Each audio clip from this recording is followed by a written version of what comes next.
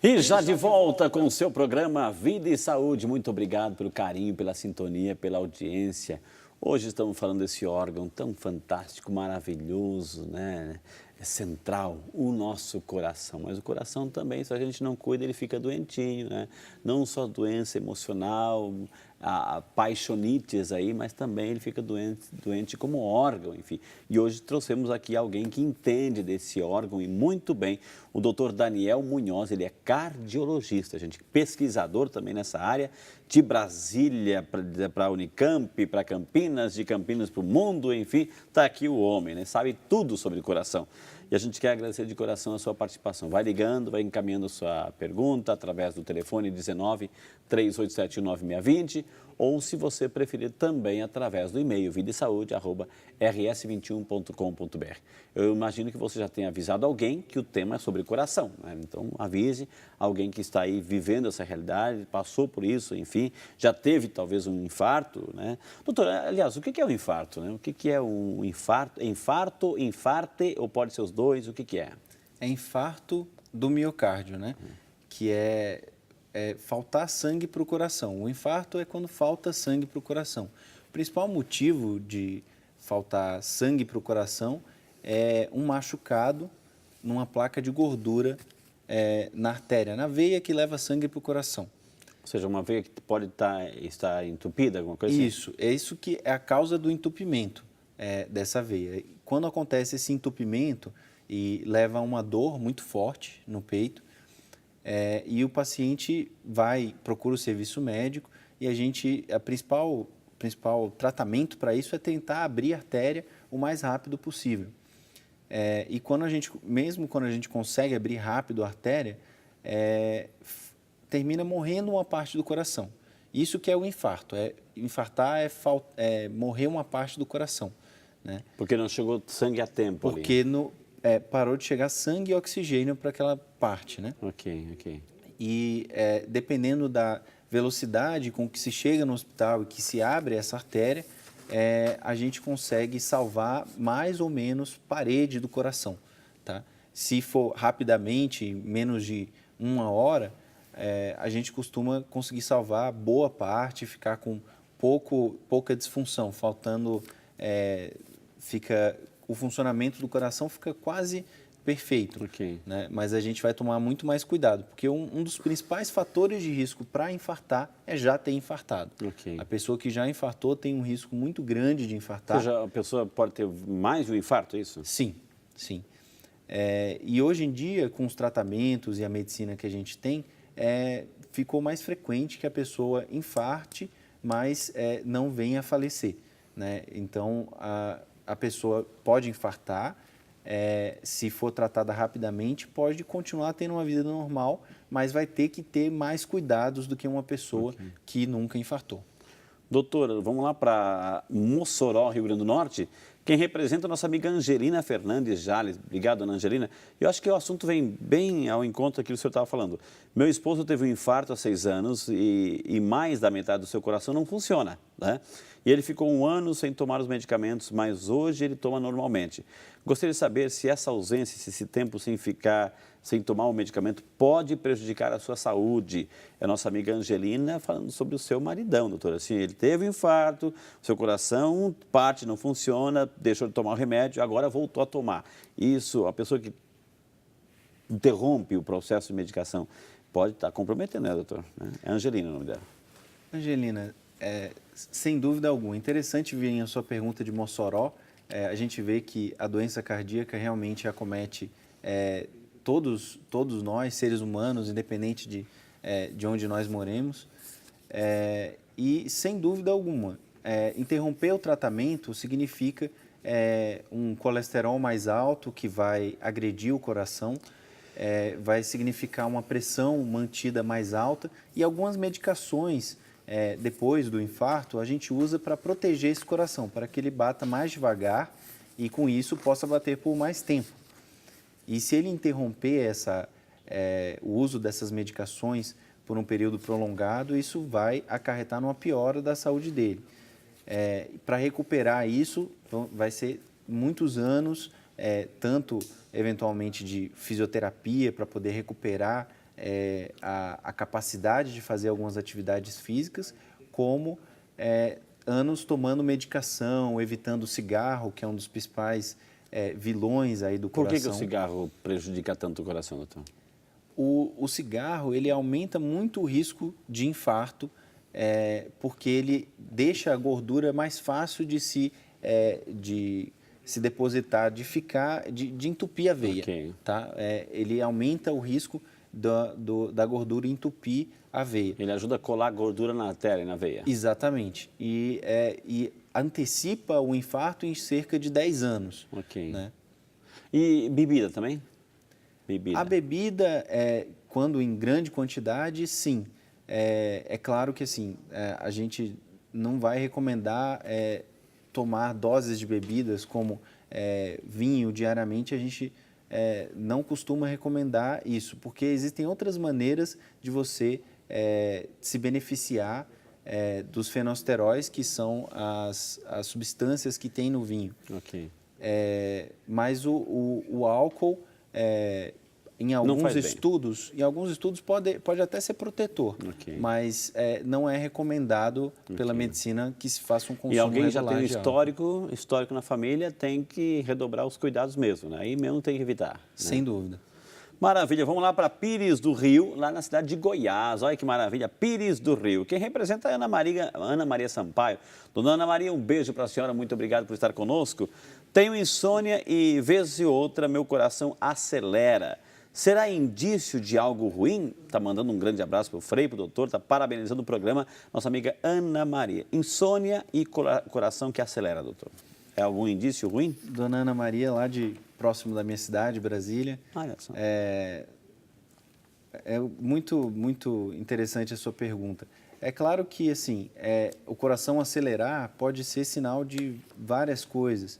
É difícil só com uma pergunta e sem saber o histórico do paciente, da gente conseguir dar o diagnóstico e saber se isso é uma coisa relevante ou não. Se isso acontece apenas em situações em que a senhora se emociona ou em situações em que o coração precisa realmente acelerar, isso provavelmente é normal. Se isso acontece durante a noite, como a senhora citou, talvez seja sinal de alguma doença, como uma arritmia cardíaca. Eu ia perguntar justamente o que é uma arritmia cardíaca. A arritmia o coração perder o compasso. O coração tem um sistema, uma parte elétrica, que ele tem um marcapasso interno, que comanda esse batimento rítmico, esse batimento que costuma acontecer entre 60 a 100 batimentos por minuto. Quando acontece algum problema nessa parte elétrica do coração, pode acontecer uma arritmia.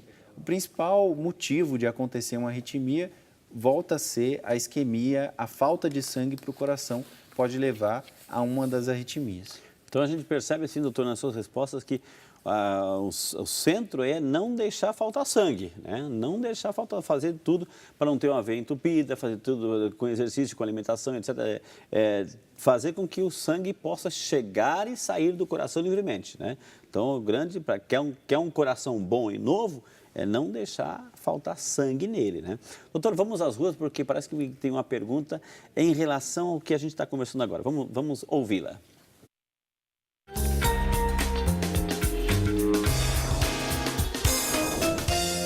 Meu nome é Machado. Eu gostaria de saber se a pessoa que tem arritmia pode fazer atividade física. E daí, doutor? Arritmia versus atividade física, elas se casam ou não? Existem várias doenças que causam arritmia que o paciente não deve fazer atividade física. Mas essas doenças são doenças... Não deve para sempre ou não deve no período de tratamento? Não deve para sempre. Okay. Algumas doenças, o paciente não deve fazer atividade física competitiva ou mesmo atividade física muito extenuante. Mas a maioria das arritmias, o paciente pode sim e deve fazer uma atividade física regular, tá? E saudável. Agora, doutor, assim, nesse sentido, assim, o coração ele perdeu o compasso, né? O ritmo dele, a cadência. Ele não pode voltar com o tratamento, uma vez que perdeu o compasso, que é chamado arritmia, ele sempre será vai permanecer nessa desordem interior? Uma das principais arritmias é a fibrilação atrial.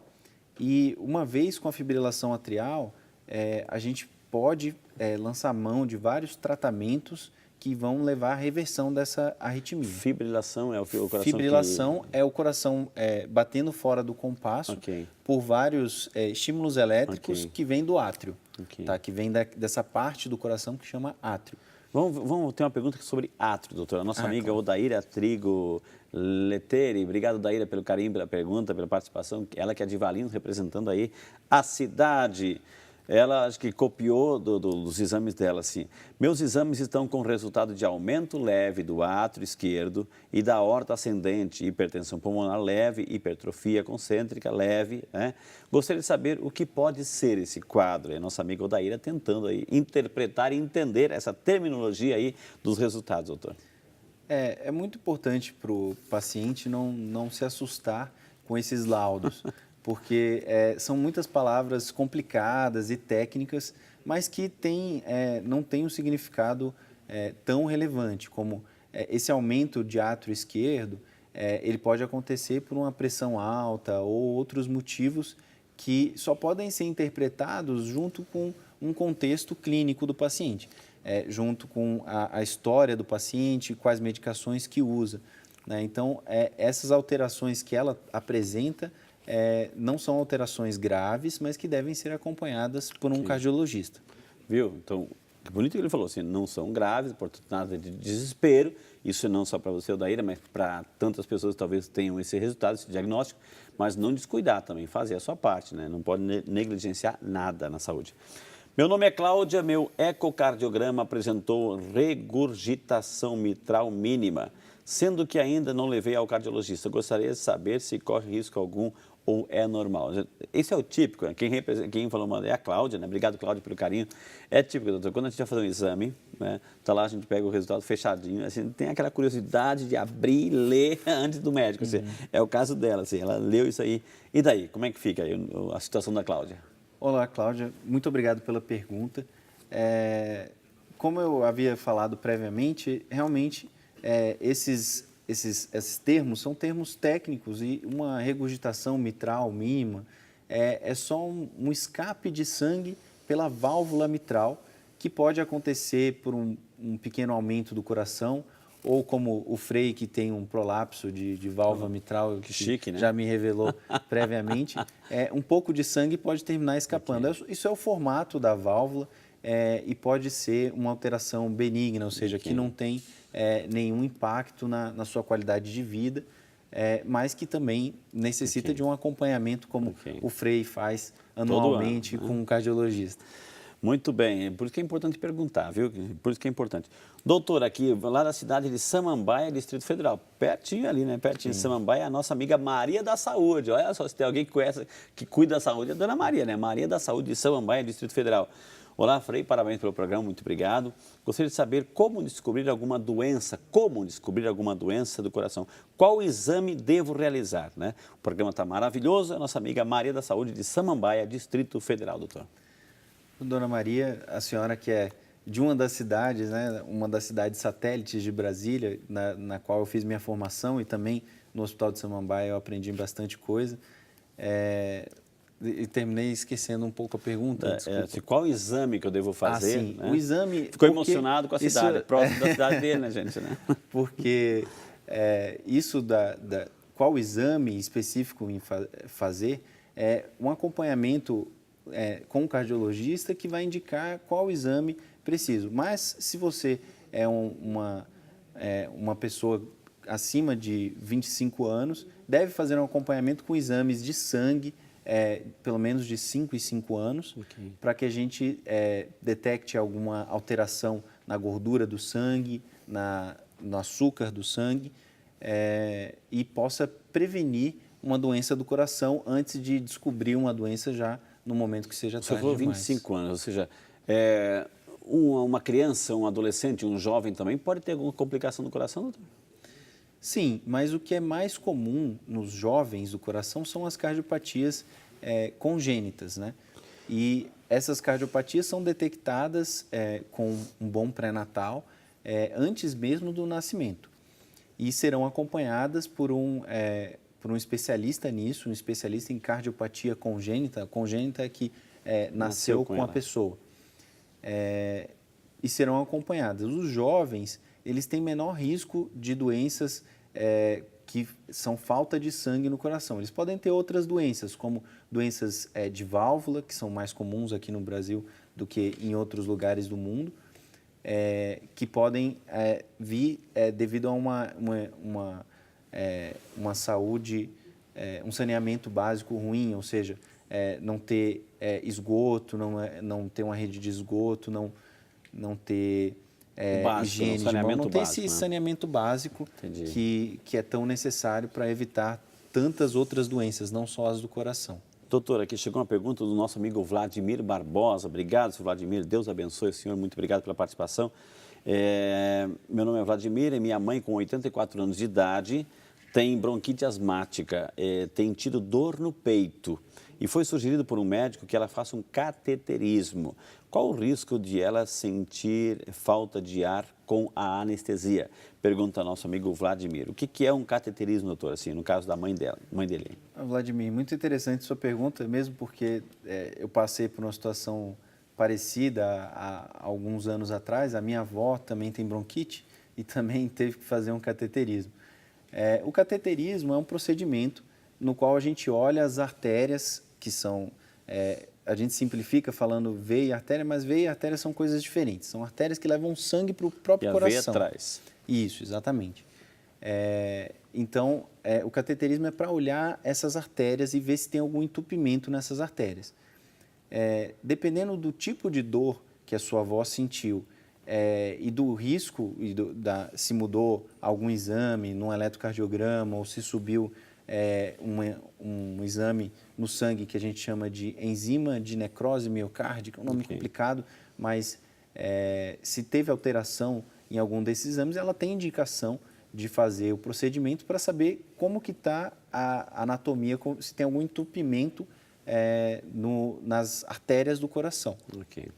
Muito bem, gente. Como vale a pena perguntar, nós temos que chamar mais um bloco, né? Dá tempo de respirar, você até mesmo conversar sobre o assunto na sua casa, aí com sua família, e encaminhar para nós a sua pergunta por e-mail ou por telefone. Eu vou chamar o intervalo. Na sequência, temos muito mais informações para você, nesse que é o seu programa Vida e Saúde. Pessoas que têm doenças graves do coração podem ter alguma restrição a fazer exercício ou a intensidade do exercício não pode ser tão grande. É muito comum a gente ver na televisão atletas profissionais, que são muito bem avaliados, que morrem durante a atividade física. São pessoas que têm doenças graves no coração e que não poderiam estar fazendo uma atividade tão intensa como um atleta profissional faz. Mas isso é a minoria dos casos. Para a maioria das pessoas, a atividade física faz bem para o coração, mesmo aquelas que têm doenças. Quem já teve infarto, quem tem hipertensão, quem tem diabetes, pode e deve fazer atividade física. Só que é muito importante essas pessoas que já têm doenças do coração passarem por uma avaliação médica para que o médico possa identificar algum problema que tem que ser corrigido ou controlado antes de fazer exercício. A atividade física faz parte do tratamento, não só da prevenção, como do tratamento da maioria das doenças do coração.